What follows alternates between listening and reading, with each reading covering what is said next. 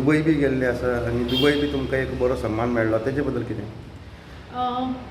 एक कविता पाठवलेली होती आणि त्या संपूर्ण भारतातून ते मला वाटतं 25 स्टेट सिलेक्ट झालेल्या होत्या आणि त्याच्यातून गोव्यातून माझं एकमेव नाव सिलेक्ट झालेलं होतं आणि खरं तरी माझ्यासाठी खूप अभिमानाची गोष्ट होती आणि खूप छान असा अनुभव होता तो. त्याच्यानंतर म्हणजे हे सिलेक्ट झाल्यानंतर त्याच्यानंतर बरेच पुरस्कारही मिळाले आणि खरंच खूप छान वाटतं.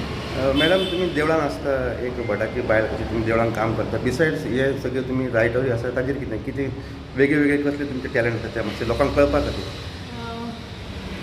खरं तर जे सगळं घडतं आहे माझ्या आयुष्यामध्ये, ज्या ज्या चांगल्या गोष्टी घडत आहेत त्या दामोदराच्या कृपेने घडतात. माझ्या कुटुंबाचा मला खूप चांगला सपोर्ट आहे, सहयोग आहे त्यांचाही माझ्या या क्षेत्रामध्ये. खरं तर 2008पासून माझ्या लिखाणाला सुरुवात झाली आणि त्याच्यानंतर इथे आल्यानंतर वास्कोत आल्यानंतर माझं लिखाण जे आहे ते अजून बहरत गेलं आणि म्हणजे वेगवेगळे वाचन केल्यामुळे वाचनाचा फायदा मला या ठिकाणी झालेला आहे. म्हणजे टी व्ही जास्त न बघता वाचन करते आणि जे कुठे काही ऐकते तर ते टिपून ठेवण्याची सवय आणि याच्यामुळे हे सगळं झालं असं मला वाटतं. मॅडम काल कोल्हापूर गेल्ले कडेन गोंयची फक्त तुमची एकट्याची एंट्री पब्लीश जाल्या काल.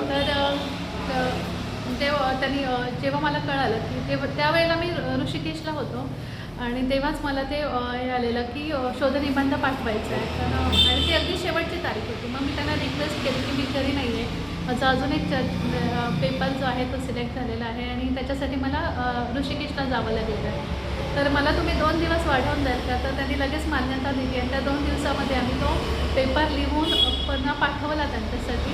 त्यांनी तो सिलेक्ट केला आणि म्हणजे गोव्यातून एकमेव अशी संधी मिळाली मला आणि त्या संधीचं सोनं केलं माझ्या परीने असं मला वाटतं.